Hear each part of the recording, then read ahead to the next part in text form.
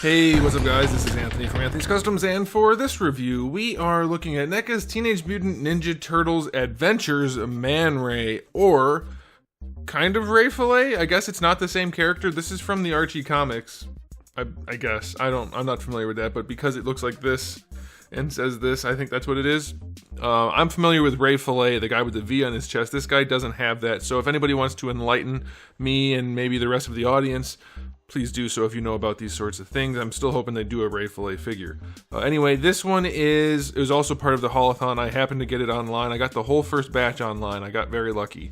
Then the second batch, they sold out like before I could, so I am getting some review samples though, so if you guys want to see those reviews, they will be up here soon. But anyway, this one is a very cool looking figure, so I figure I had to get it even though it's not actually the character that I want it to be. So let's go ahead and get him off the stand and take a closer look. Alrighty, this guy stands to the top of his little antennae thingies, which I know they're not really, about 7 inches, we'll say 6.5-ish to the head, not counting those things. And that's going to be about 16.5 to the head and about 17.75 centimeters to the top of the things. Real quick before we get into the review, I have adjusted the camera settings one final time. I think I have nailed it this time. It's slightly brighter than before.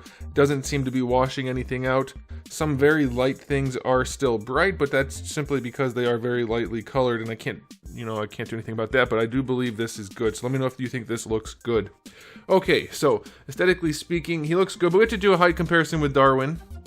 He is just about smooching height. That's pretty close. He's got like a little bit on him. He's about 1.05 Darwins tall. All right, so aesthetically speaking, I like the sculpt a whole bunch. It has a very superhero build, which it's supposed to. It has the manta ray thing in the back, whatever you would call that on a character like this, I don't know.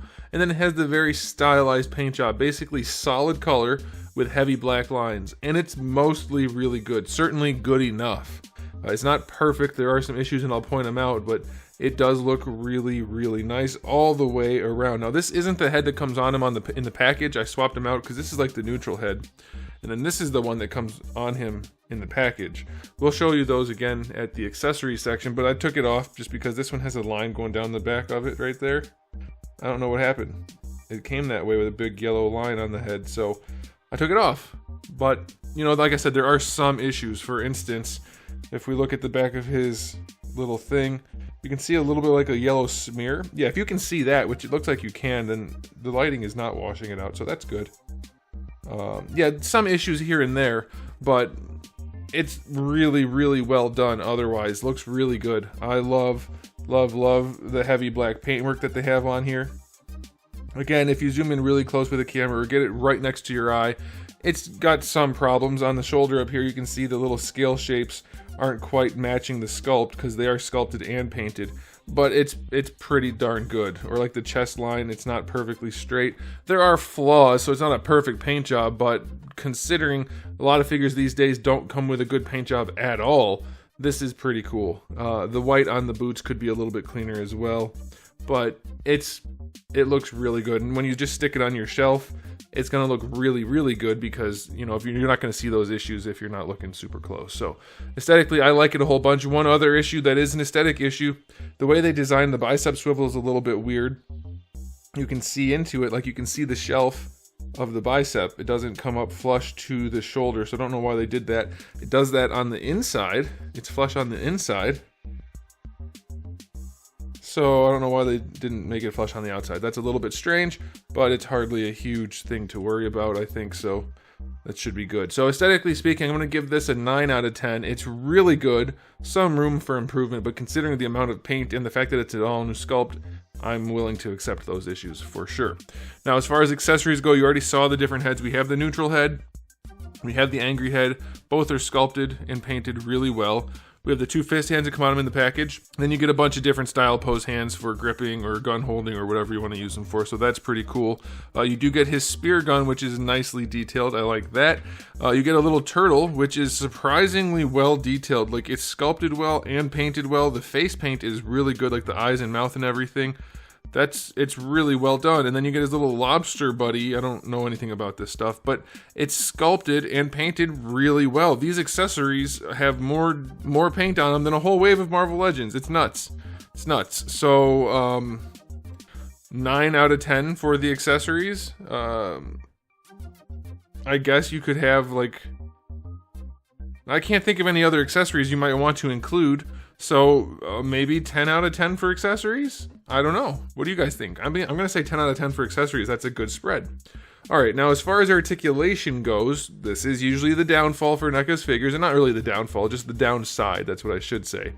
Let's see, the head, it's on a double ball peg, so even though it looks like it's not going to pose well, it poses pretty well. Now you will get some gapping due to the character design, but you can move the head around pretty nicely, and as long as you're not looking for the gaps, like if you're going to pose it and face it forward like this, you're not going to see him too much. So I think considering his design, it's pretty good. I think how they could have avoided that was to sculpt out a fatter neck to go underneath the hollowed out head, and that way it has much less of a gap. But this still does work, so that is okay by me. Shoulders are standard ball hinges.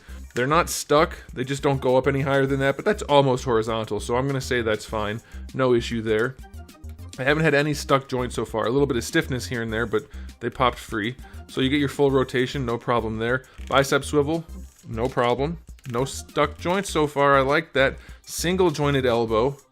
It's using a hard plastic for the actual joint itself, so there's no stickiness. It's fine. It bent 90 degrees, no problem. You do get a little bit of extra rotation if you want it there. Not a ton, but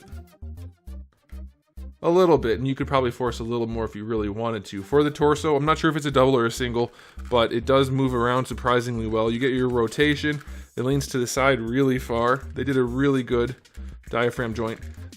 I guess it could have been better. It doesn't go that far forward, and of course going back is going to be somewhat limited due to his back, but it does go pretty far, so considering this is a relatively chunky guy, they did a pretty good job with it. I like it so far. Now the hips, they're underneath this diaper piece, which actually goes all the way up. The entire piece is covered in soft plastic with a skeleton underneath, and you have your standard ball sockets in there, but this does come down pretty low, so bringing the leg forward doesn't cause any cracking. That's a good thing, but you are limited in the range, so unless you really force it, you're not going to get them very far forward. Going back, it's about the same, not too much. And then going out to the side is plenty. If you want that, you can do that, but you probably don't want to do that. And the balls are a little bit looser than I would like. They're not super floppy, but because he's fairly heavy, especially back heavy, the hips do have some trouble holding him up, so I don't care for that. Thigh swivel is fine, pretty good range there. Goes inside really well, doesn't go outside. Oh, I guess you can get it pretty far out there, so that's alright. Double jointed knees.